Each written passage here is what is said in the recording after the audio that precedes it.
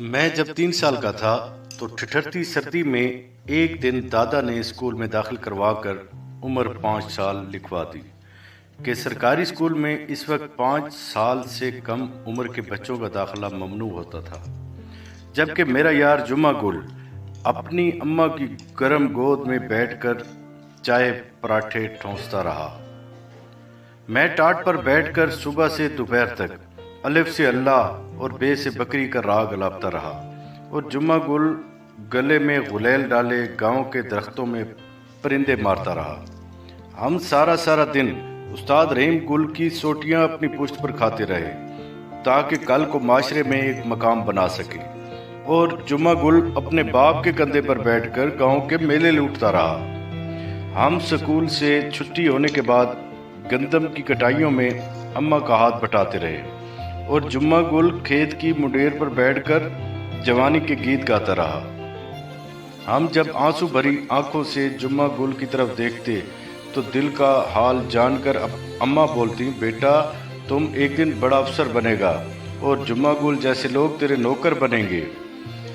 School से college, college से university, हमारी किस्मत में सिर्फ किताबों का ढेर चाटना रह गया। जबकि जुम्मा गुल गांव का लुच्चा लिफंगा बनकर जवानी के मज़े लूटता रहा। इधर हमने पीएचडी थीसिस जमा करवाकर गोया अल्लामा बनने की ठान ली, तो उधर गांव में जुम्मा गुल ने बगल से पिस्तौल का पोलिस्टर बनाकर कंधे पर क्लाशनकोफ रखनी शुरू कर दी। फिर हमने पीछे कभी मुड़कर नहीं देखा। कहाँ का जुम्मा गुल और कहाँ का मैं। हम बकौल अम्मा के वाकई अफसर बन गए और गांव से अपना नाता टूट गया। अपनी अफसरी, शहरी बीवी और बच्चों में ऐसा खो गए कि याद भी नहीं रहता था कि जुम्मा गुल क्या कर रहा है। अम्मा की बाकी सारी बातें बिल्कुल सच साबित हो चुकी थी।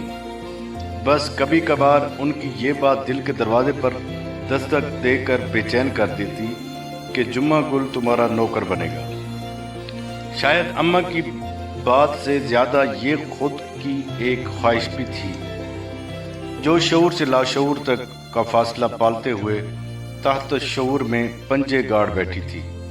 और फिर मैं कैमरेज में पढ़ते अपने बच्चों को हर वक्त यही राग सुनाने लगता कि बेटा मेरी तरह बनो, जुम्मा गुल मत बनो।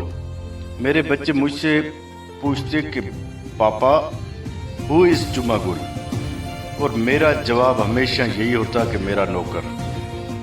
सालों बाद गांव जाना हुआ। बीवी बच्चे साथ थे। गांव में फैल कर जैसे छोटा सा शहर बन गया हो। गांव भी फैल कर जैसे छोटा सा शहर बन गया हो। काफ़ी लोग मेरे लिए अजनबी थे। एक दिन पैगाम आया कि जुम्मा गुल नामी बंदे ने अहले खाना समेत दावत पर बुलाया है। मेरे अंदर एक कमीनी सी ख्वाहिश डर आई कि जुम्मा गुल को दिखाऊंगा कि पढ़ाई लिखाई और उस्ताद रहीम दाद की सोटियों ने मुझे कहाँ से कहाँ तक पहुँचा दिया, और वह सदा का लुच्चा लिफंगा आज भी 2 वक्त की रोटी के लिए मर रहा होगा। बेगम को तायद की कि 5000 उसकी बीवी को थमा देना।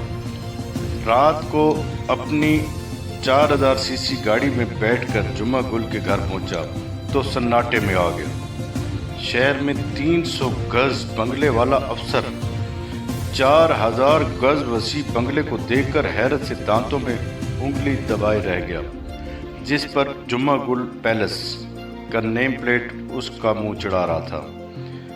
बंगले के अंदर 4 V8 लैंड क्रूजर एक शान से खड़ी थी।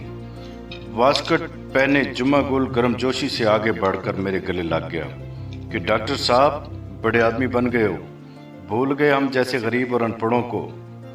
मेरी बीवी और बच्चे मुंह खोले हैरानगी से बंगले को देख रहे थे, और जुम्मा गुल बता रहा था कि अम्मा की दुआओं से वो आज सियासतदान बन गया है। जब भी अदम एतमाद की हवा चलती है वो 40-50 करोड़ बना लेता है। अचानक मेरे बेटे ने अंग्रेजी में मुझसे पूछा कि बाबा ये वही जुम्मा गुल है जो आपका नौकर बन रहा था।